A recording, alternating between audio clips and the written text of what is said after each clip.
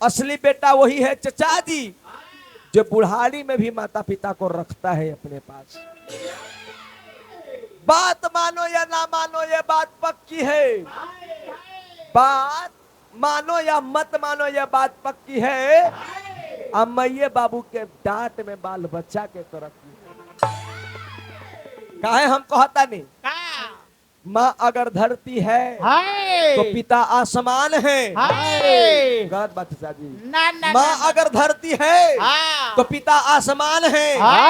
माँ अगर रोटी और कपड़ा है तो पिता मकान है। माता और पिता जीवित हैं तो बाजार के सारे खिलौने अपने हैं, और माता और पिता मर गए तो बाजार के सारे खिलौने सपने हैं।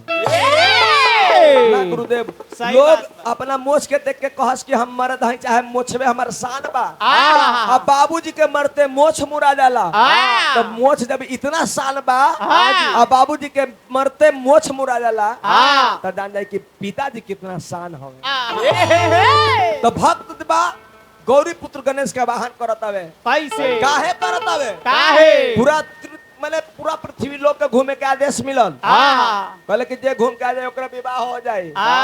भगवान गणेश जी कहले कि पूरा पृथ्वी के फेर में ही पृथ्वी हमारा खाना पीना दिला सका, पृथ्वी हमारा जन्म दिला सका। कहले कि हमारा माई बाबू जी जन्म दिले बाड़े, अब माई बाबू के परिक्रमा कर ले भगवान जी खुश हो गए। इनका से बढ़ के कोई ही नहीं।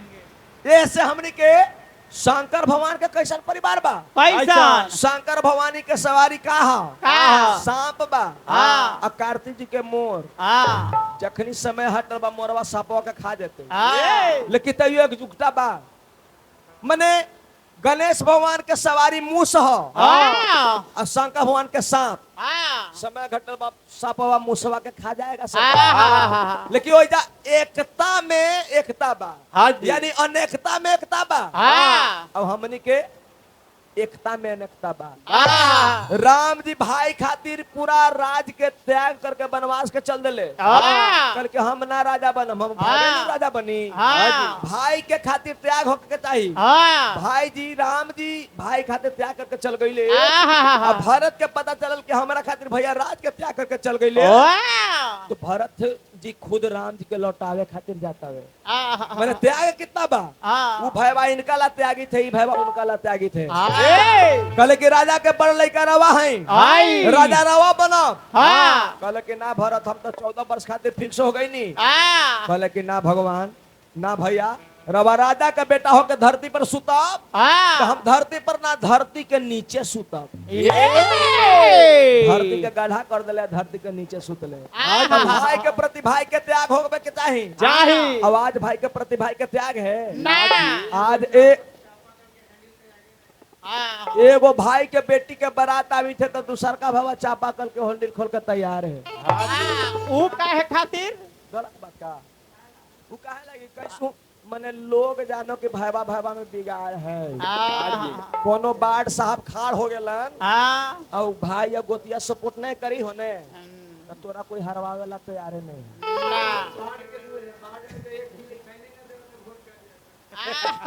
ऐसे परिवार के लेकिन आवे के भक्त सुन बाबा के दरबार में जाता का है? शंकर भगवान कैसन परिवार बारे कि मैं परिवार पूजनीय हमें और उनके परिवार में प्रमोशन बा, लेकिन 3 गो वंश के लड़ा हो। अंधकार सुर, भावकासुर, एगो जलंधर। मने प्रमोशन का होवे के चाहिए कि केहू के पिताजी चौकीदार हवन तब बेटा कोनो दरोगा बन जाओ। अभी न के बाबूजी एसपी है, अब बेटा होम गार्ड के फॉर्म भरे। लेकिन भक्त सोढ़ वाला बाबा के दरबार में जाता बाबू कैसे हो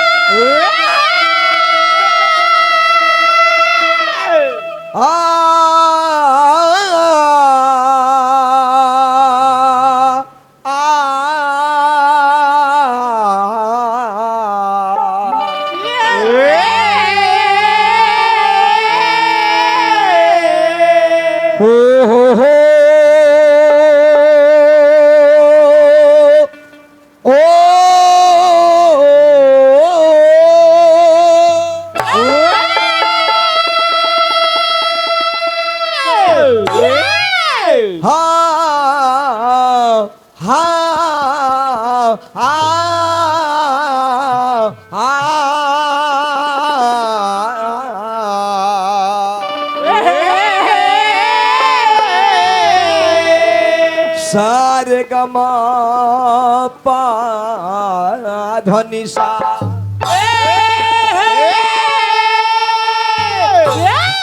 हरे अब बोल दी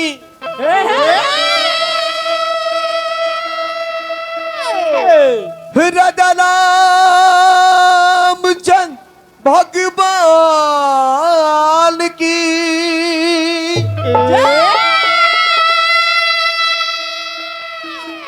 एक बार प्रेम मा से बोल पागल मान मरे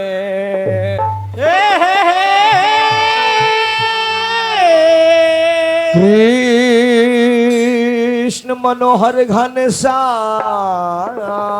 की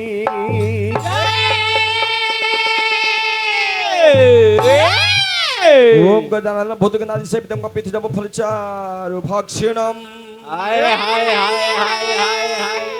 उमा सुतम शोकम विनाशकारकम नमामि विघ्नेश्वर पाद पंकजम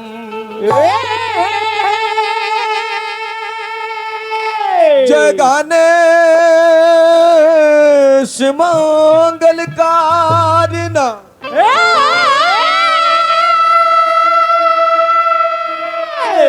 विघ्न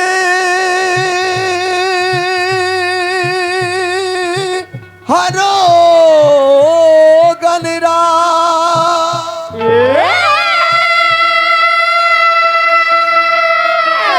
एक दंत करी बार बदना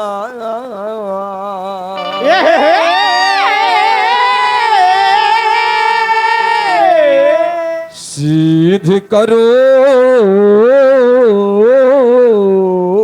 ममता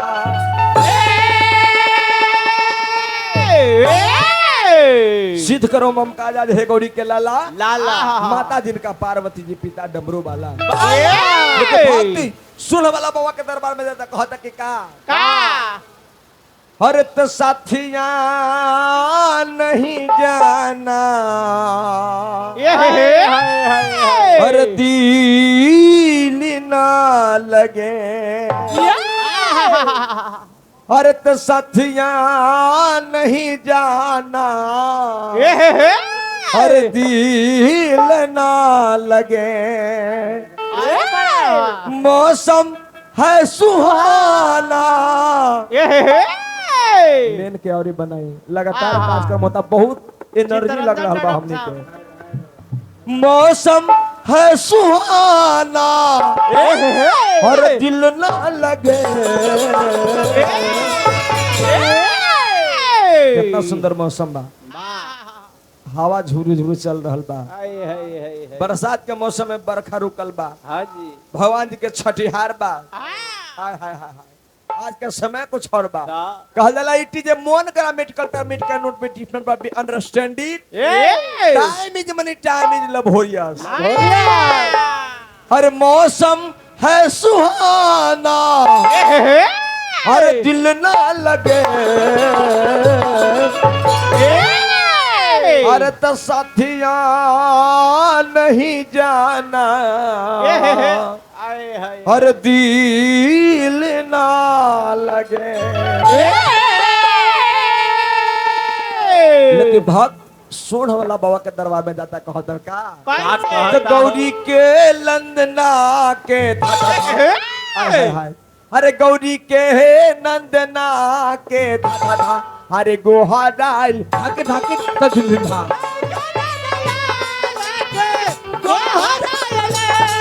गौरी के नंदना के गोहराइला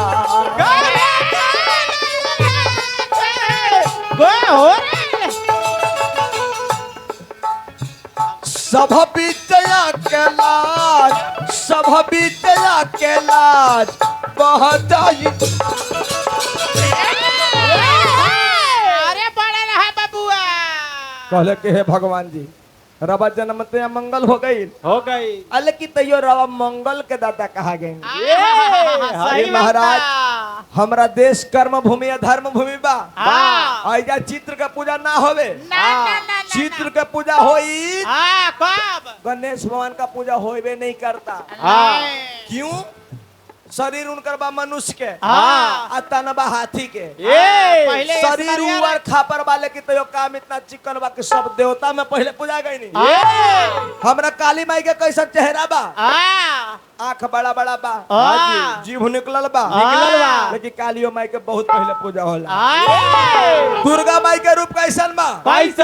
आंख बड़ा बड़ा बा 8 गो हाथ है हाँ। एगो में तलवार है तो एगो में त्रिशूल है एगो में गदा है लेकिन तैयो माइये के पहले पूजा होता है तो माई कहेली चाहे भोले बाबा बोलते हैं कि रे बादी पियास से हथुन तो उनका एक लोटा पानी नहीं दी है हाँ चली 400 किलोमीटर आकर के पैदल हमारा जल चढ़ावे है हाँ कोनो फायदा नहीं हो तो बाबू ना होता कोनो फायदा नहीं हो तो ना का कहले का? और सभा बीतला कहलाज सभा बीतला कहलाज बहुत अरे बड़ा रहा बबुआ तो गौरी के नंदना के धरा अरे बोहलाइला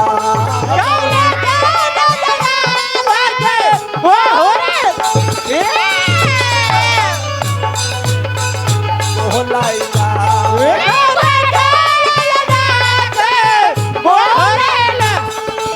बोल बम का नारा है बाबा एक सहारा है बोल बम का नारा है बाबा एक सहारा है हाथी ना घोड़ा ना कौनो सवारी हाथी ना घोड़ा ना कौनो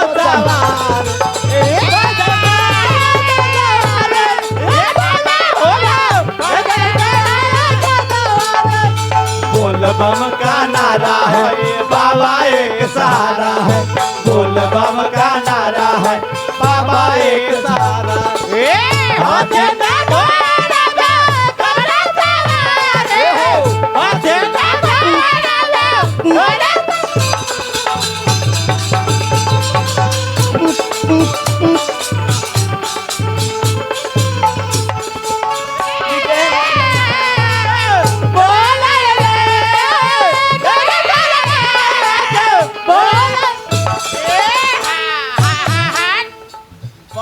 राम जी भैया भक्त कहते के हे प्रभु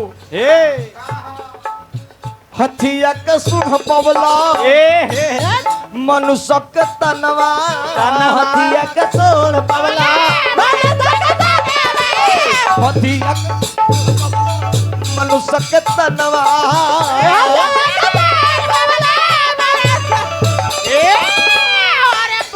सब देव तन में पहले होखेला पूजनवा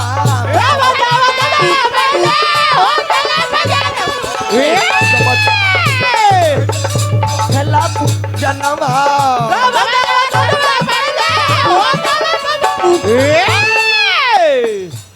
हथिया के सुन पवला मनुष्य के तनमा दादा और सब देवतन में पहले होखेला पूजनवा रिद्धि सीधी के सजना के रिद्धि सीधी के सजना के अरे बोहलाइला